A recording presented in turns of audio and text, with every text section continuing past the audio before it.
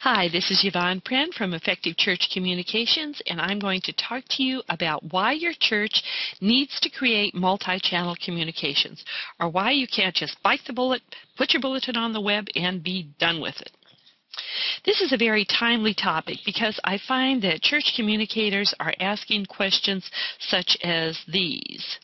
We're doing our announcements on PowerPoint, and we have all the information about our weekly activities on our website. We're an outreach-oriented contemporary church, and our staff has been wondering, do we still need a written bulletin also in this age of technology? Here's some other questions that I've gotten, and I get this one actually a lot. Is there one way to communicate that works best for churches today? If so, is it print, as we've always done it? Or is it something new? The web, blogs, podcasts, video, email, PowerPoint. Or is it social media? This seems to be in the news so much. Facebook, Twitter, whatever new thing comes up. These are all very important questions. And the answer is all of the above. The reason that that's the answer is we are in a time of exploding communication options. But the creation of new ones does not mean the old ones disappear. It's really a time of both and, not either or. And during this presentation, I'm going to show you why that's true and how to make it manageable in your church, because we protest. I know that it is very difficult. Stop! Many of you will be saying inside, church communications work is hard enough already. I don't need to add new things onto what I'm doing. Schedules are full. Budgets are tight.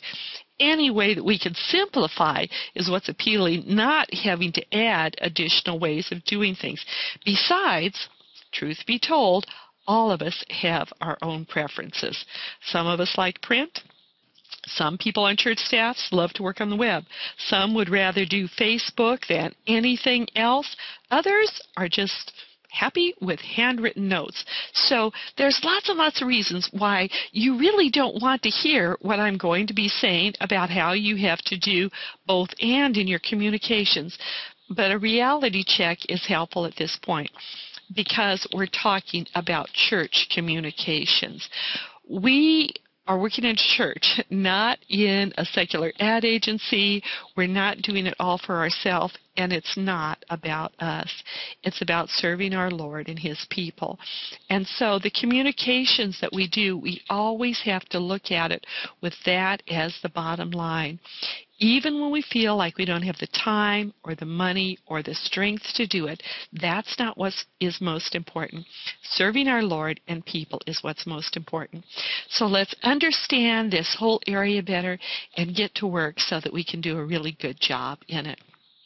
Now let's talk for a couple of minutes on exactly what do we mean by multi-channel communications. This is simply using a variety of ways to communicate a message. And keep in mind that this will always be changing. I hope to instill in all of you some principles that will serve you well through the coming years because you never know what's coming. You need to be committed to the Lord and to ministry and to your people, not to any one way of doing things. So keep in mind the things that we're talking about. We might use specific examples here, but it isn't the channel that's important. It's the overall ideas. There are three key channels, though, that are very important right now. Who knows how long it'll be this way, but this is what matters right now. First of all, print. And in probably most churches for the foreseeable future, print will still be the most important way that we communicate. Churches use many other tools, but print is still number one. That's usually how most people read their Bibles, how they interact with the church initially through bulletins, things like that. Print is still extremely important, and I'll show you some examples of that in a few minutes. But digital is also very important. The web, social media, PowerPoint, video. I mean, let's face it, you're all watching me online. It's become such a part of our lives, or you may be watching this on a PowerPoint, whatever way. it's such a part of our life, we don't even think about it anymore. This is just natural and accepted, and we're all involved in it if we're involved in communications in the church. There's one other area, though, that we tend to forget about, and that is the people channel. Your people are very, very important. In fact, they're probably in many ways the most important communication channel in your church, because you can have the most gorgeous looking print materials.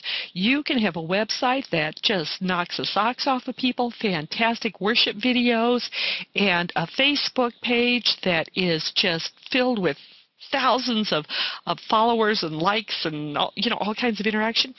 But if people see those and they come to your church and the folks in the pew are just real grumpy and mean and have had a bad day and don't care who they take it out on, none of that's going to matter. So all of these channels are really important. Now, they are all important, and we have to use them all and make the best of them because of pastoral and people reasons. And I'll be going into more detail on each of these in a minute. But there's a lot of reasons why multi-channel is so important. The pastoral and people is the first one. And then for some very practical reasons, if we want to make the outreach and connections that we'd like to, and I will be talking about this in a minute. The next reason, too, that I have here is very, very important. There are limitations to the web and PowerPoint. I know some of you that love them are thinking, no, there aren't. I mean, we're unlimited in what we can do with them. No, they've got some pretty severe limitations. And you really need to keep them in mind if you're going to communicate effectively today. And the reason that we also want to use every available channel is because response to our message matters. We aren't trying to convince people to buy a better brand of toothpaste or a different kind of soda or a cola or, something like that. We are dealing with people's eternal destinies. We want them to come to know Jesus. We want them to grow to maturity in their Christian faith. And our communications are a key way to do that. So very, very important how people respond, and we want to use every available way to get them to make a positive response. Now let's look for just a minute at the pastoral and people reasons why we need multi-channel communication. First of all, if we have a true biblical view of people, we remember that Jesus makes a very big deal of caring for what I call the 1%. Remember, in his story of the Good Shepherd goes after that one little sheep that wandered off. And the obvious application here is that for many of the kinds of communication that we need to do, there may only be a few people that need it. Most people may want to get the newsletter online, but if there's a small group that really needs it, loves it, and it might be the elderly people in your congregation, and they just don't go online, they are important enough for you to make print copies. And it's really hard to do that, but that's very important. Also, we're told to love people sacrificially, and that means sometimes just things like asking people, doing a survey in the church, saying, how many of you want to receive this via the web, via print, via mail? What are the different ways that we can serve you best, instead of saying, this works easiest for me, so you better deal with it. But no, how can we serve you? Because we're not to please ourselves. Again, working in the church, we work to serve. And then also in very practical terms, you have in your church a whole variety of people of all kinds of different ages and skills. Now, some of this is age-related, but it isn't necessarily age-related. There may be some elderly people, and I hate to even use that term, some older people in your church who, and I say that kind of laughingly because I am a senior citizen, and I'm very tech savvy, and I have a lot of friends who are. In fact, nothing gives me more delight than showing my nephew, who is 30-some years younger than I am, some tech trick or some new website that he's not at all familiar with, and he teaches teaches in a charter school in the LA area, so he's very up on technology. So it's not always age. Some older people helped invent computers, for goodness sakes, and are just really good at it. Some younger people, they don't really do anything but their cell phone, and so maybe they're not as tech savvy as you might think they would be. So in our churches, we have a whole variety of people, and we need to be able to meet all of their needs. Also, too, we need to keep in mind what I call the isolation of websites. Now, some of you might be scratching your head saying, what are you talking about? Well, you've got to realize that there are real search engine limitations for churches. They're great if they know, people already know the name of your church in whatever city, you can Google that, and of course it's going to show up. I mean, this is not, brain surgery or anything like that. That's just obviously going to happen. But if people have real spiritual needs, if they type in answers to loneliness or, what do I do to find salvation, even things like that, your church probably isn't going to come up. And in material on my website, I have a number of things that relate to that. But people and print are the links to digital resources. What I mean by that is if people don't see your website printed somewhere and maybe a section that answers to loneliness or, we've got a group of people here that are great to interact with or something like that, people won't even know your website exists. You see, everybody in your church should be involved in outreach. And if you equip them with business cards, bulletins, postcards, flyers, all these kinds of tangible pieces of paper, these can then have your website on them that people can go to. Now, this is not the time and place for me to talk about how you need to have a very complete and good website. I've got lots of material on the Effective Church Communication site that can help you with that. But you see, oftentimes the link to that website takes place by a piece of paper, by a business card somebody gives someone, or a postcard, or some sort of outreach piece. Without that, your website's just kind of isolated and out there, so you've got to provide that linkage. Also now with PowerPoint. Now this is actually a screen grab from one of the sites that I use, and it's wonderful. It's the Faith Clip Art site, and this is one of their Easter PowerPoint presentations. It says Death Defeated and Jesus Coming out of the Grave. Now that's a wonderful, moving sort of thing, but if you're a visitor and you are completely unfamiliar with the Easter story, and some of you may think, oh, well, that wouldn't happen. Everybody knows about that.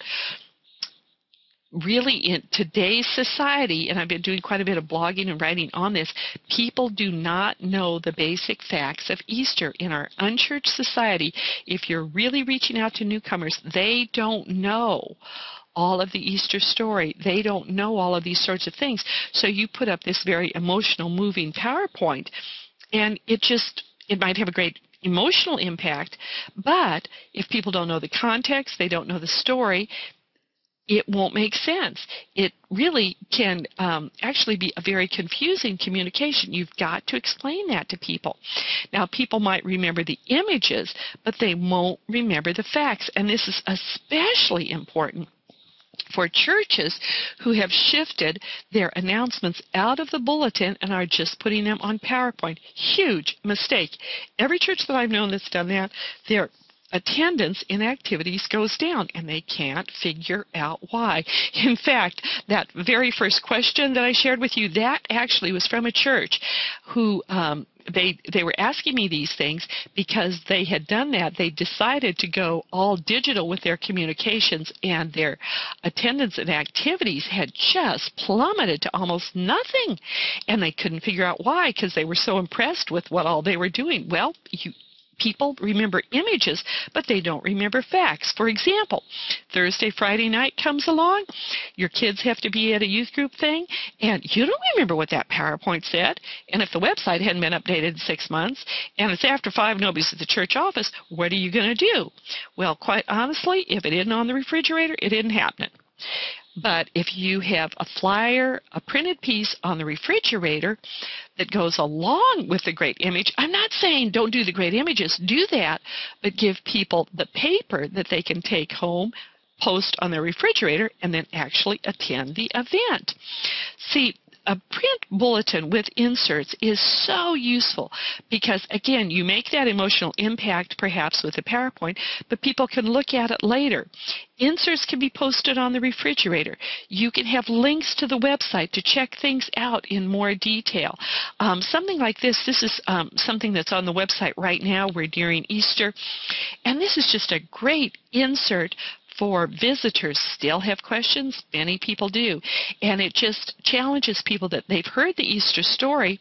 Maybe they saw a great image like I just showed you, but did it really happen? Does it make sense?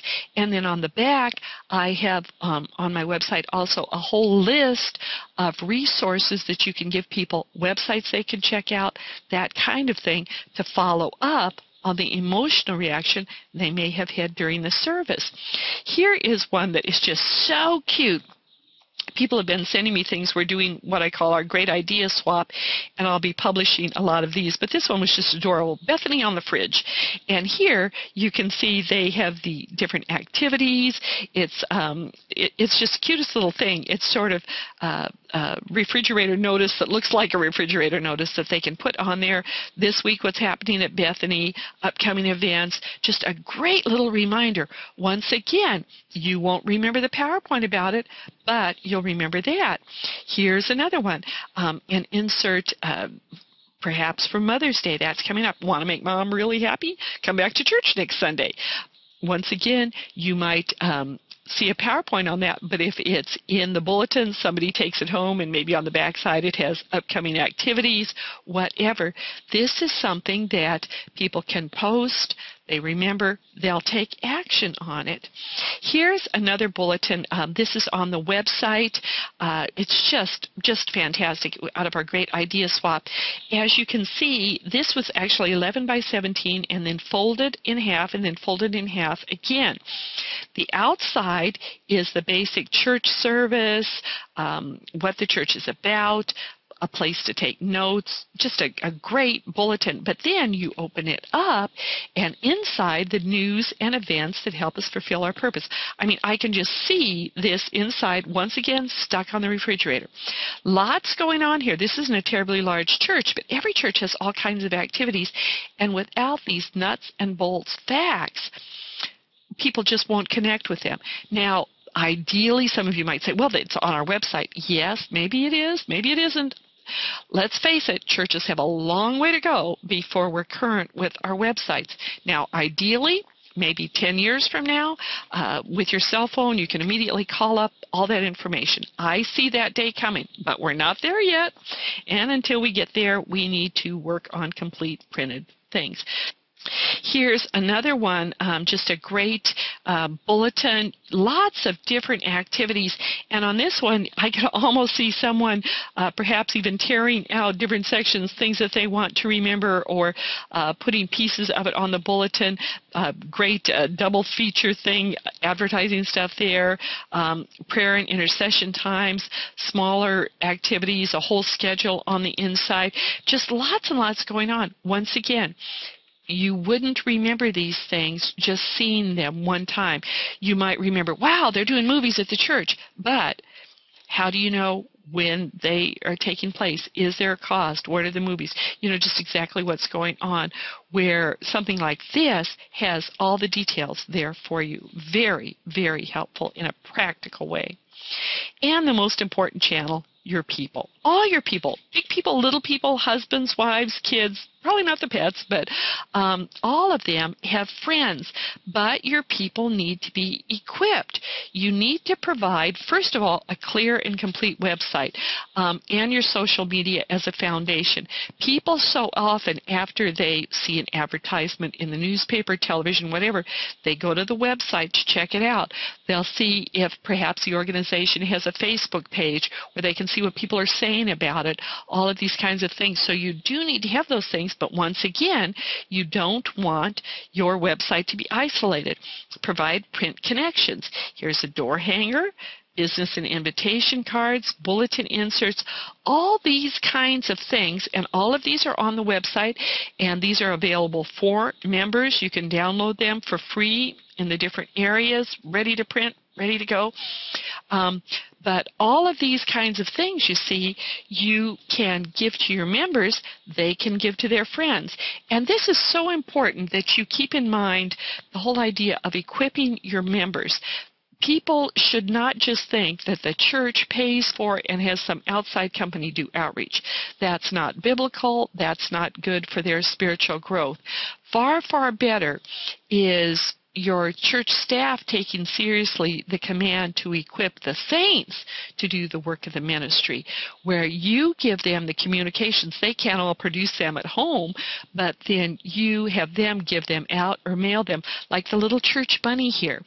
That could be a postcard. You could have details on the back. You give them maybe 10 of them out to each parent in your children's ministry and ask them to address, mail them, hand them to friends. Lots less work at the church office, minimal cost, and people are involved in outreach. And here's some others.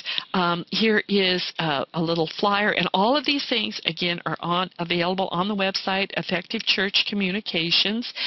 Some of them are free. Most of them, though, are for members, and you just download them, print them off. Here is an insert that encourages people to invite their friends, a more contemporary one, Your Journey, Your Choice, Into Darkness, Into Light. Easter gives options, explore them. Another postcard for children, a bookmark that you can enclose in your bulletin that also has all of the upcoming activities from the church. The print options are really endless. Once again, they don't stand alone.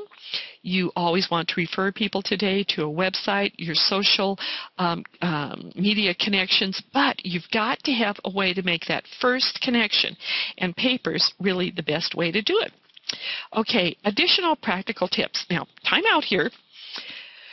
I know some of you might be panicking, thinking that you have to create all of these different things and you have to change them and make them interesting and all that. You don't need to do that. Changing the format does not mean changing the message. Get your wording down, your color, logo, type, all of these sorts of things, and don't change it. Keep it the same in print, in the bulletin insert, on the web, on your Facebook message, whatever it is. If you change things around, you change the title, you try to make it more interesting, it's not. It's just confusing. People need to see the same message repeated consistently through the different channels and a number of times, and then they'll respond. And also, that's so much easier on you. And you can kind of get into a system where you create it in print, then you copy it, you put it on your website, you put it on your Facebook, whatever it is, you just the same message, boom, boom, boom. There will be a little voice in your head that will say, well, people will find this boring because they'll just be reading it again and again. That doesn't happen.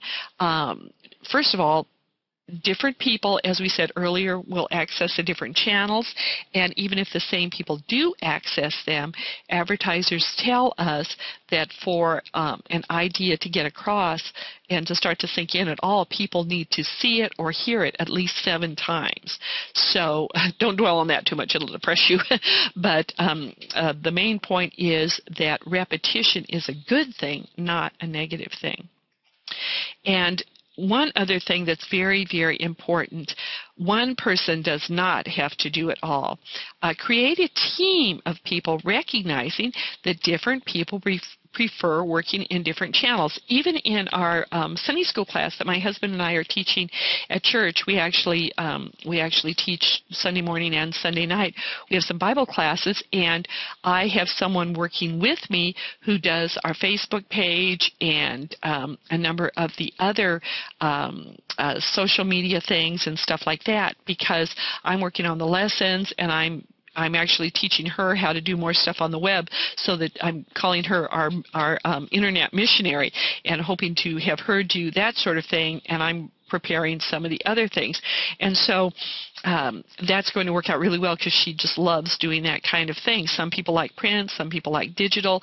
Different people have really different styles, and don't try to, for example, force a young techie person who is just absolutely fantastic with PowerPoint into doing the birthday lists in your newsletter, having to check the facts and the dates and all that, chances are it's just not going to work very well.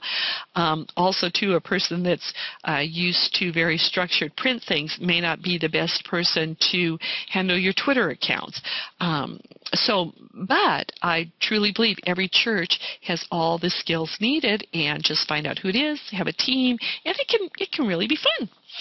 So match the skills and styles with the proper channel and the person, and then instead of just question marks and all that, you'll have light bulbs going off in everybody's head, and it will work out really, really well. And don't fight.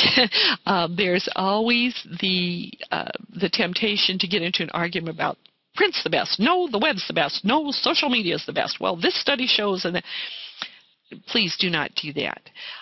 What's best in all of these channels is what's best for a particular person. And every church is different. Every mixture of people is different. The best way to decide things overall is to measure them. And again, on the website, on the section on planning and measurement, there's charts and there's all sorts of things that you can use. Try different ways of promoting an event. Sometimes use the web and a postcard and a door hanger. Another time, just the web. Another time, do postcards and really work on word of mouth.